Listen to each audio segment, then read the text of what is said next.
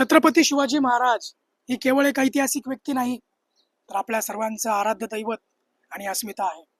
राजा शिवाजी या चित्रपटाच्या माध्यमातून अभिनेता रितेश देशमुख शिवरायांचा इतिहास मोठ्या पडद्यावर घेऊन तो घराघरामध्ये पोहोचवण्याचा प्रयत्न करत आहे. पण यावर अनेक लोक म्हणताय की रितेश देशमुख आणि शिवाजी महाराज वाटतो तरी का? तो शिवाजी महाराजांसारखा दिसतच नाही. पण एक लक्षात घ्या, छत्रपती शिवाजी महाराज म्हणजे फक्त एका हाडामासाच्या शरीरात नाही, तर ते इथल्या प्रत्येक मराठी माणसाच्या रक्तात आणि विचारात आहे. आणि 300-350 वर्षापूर्वी महाराज कसे दिसायचे हे ठरवणारे तुम्ही आम्ही कोण?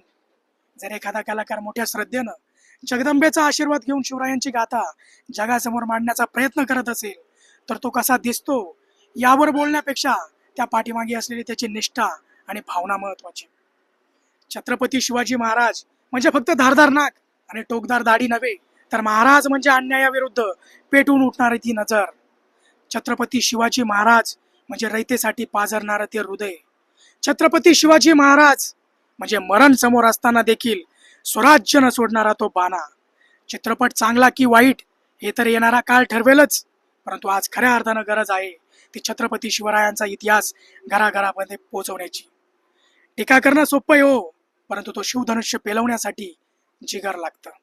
आणि मग रितेश देशमुखने जर मोठ्या श्रद्धेने तो प्रयत्न केला असेल, तर त्या पाठीमागची त्याची मेहनत आणि भावना याचा आदर करायला हवा. शिवरायांचं खरं रूप हे त्यांच्या फोटोंमध्ये नाही, तर त्यांनी उभ्या केलेल्या इथल्या स्वराज्यात आणि आपल्या स्वाभिमानात आहे. म्हणून टीका करणं सोडा, कर्तृत्वावर बोला. कारण जेव्हा समोर भगवा फडकतो ना, तेव्हा एकच आवाज घुमतो, छत्रपती शिवाजी महाराज. जय भवानी, जय शिवराय.